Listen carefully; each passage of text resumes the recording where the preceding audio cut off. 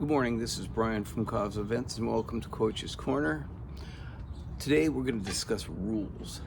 Now, triathlon has rules, whether you're doing an Ironman, which is under Ironman rules, you're doing internationally, which is under World Triathlon rules, or you're in the United States, which is under USAT, USA Triathlon. We've all got rules. There are triathlons you can do that aren't sanctioned events, which they don't subscribe to the rule book, but there are common rules that are there for your safety and for fairness for everybody involved. So I wanted to discuss the 8 most commonly violated rules, and I'll put some slides up on the screen that as I go through these things, as I'm reading them, so you can read along as well.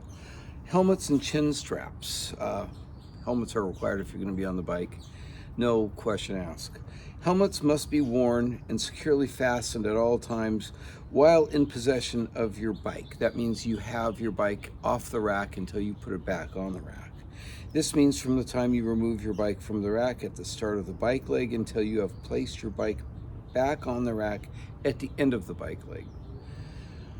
So you have to have the helmet on, the chin strap has to be fastened. When I've officiated at events, this is something, especially as people are coming in, they tend to want to unsnap their helmet, get a little advantage while they're running to the rack. You can't do that. I'm not going to go into much more detail, it's pretty straightforward. Unauthorized assistance. Now this is something that I've seen oftentimes with spectators, family members of the athlete. Unauthorized assistance, no assistance other than that offered by the race staff, including volunteers, medical officials, and active participants. That means your fellow athletes. May be used. A participant shall not physically assist the forward progress of another participant in any part of the course. This means, especially on the bike, you can't push your buddy along the way, give them a little boost. You can't help somebody when they're swimming. You can't help somebody when they're running. You can't pace somebody, okay?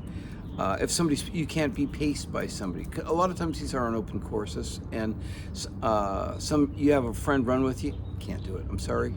It seems to be an awful thing, but it's an unfair advantage. It makes it not fair for everybody else. Okay, non-draft legal bike position rules. Athletes must ride and move to the left to complete a legal pass and must not block athletes attempting a legal pass. Athletes must not pass on the right. Drafting is not allowed. That's 5 bike lengths for standard length and 6 bike lengths for Ironman distance races, whether it's half or full. Drafting is not allowed. An athlete should not attempt to complete a pass unless the athlete is highly confident in their ability to complete the pass in the allotted amount of time. Once the athlete enters the draft zone, another cyclist Once the athlete... I live in a helicopter pattern. There's no doubt about it. Drafting is not allowed. And an athlete should not attempt to complete a pass unless the athlete is highly confident in their ability to complete the pass in the allotted amount of time. Once the athlete enters the draft zone of another cyclist, there is only one exit, and that is out front. You can get a time penalty for this, and it's a long one. If it's in an iron distance race, you're spending 5 minutes in the penalty tent, and that's a long 5 minutes. In a shorter distance race, it's 30 seconds, and if you want to see 30 seconds drag on, this is how you do it. Entire course, this goes without saying almost. Athletes must complete the race course in its entirety and as prescribed, including this in segment order.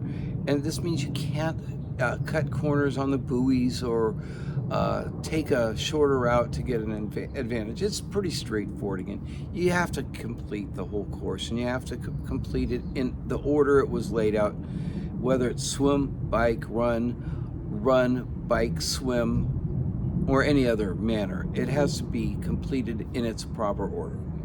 Okay guys, so that's the end of part 1. Go ahead and click on part 2 to get the rest of the rules, and we'll be joining you again shortly.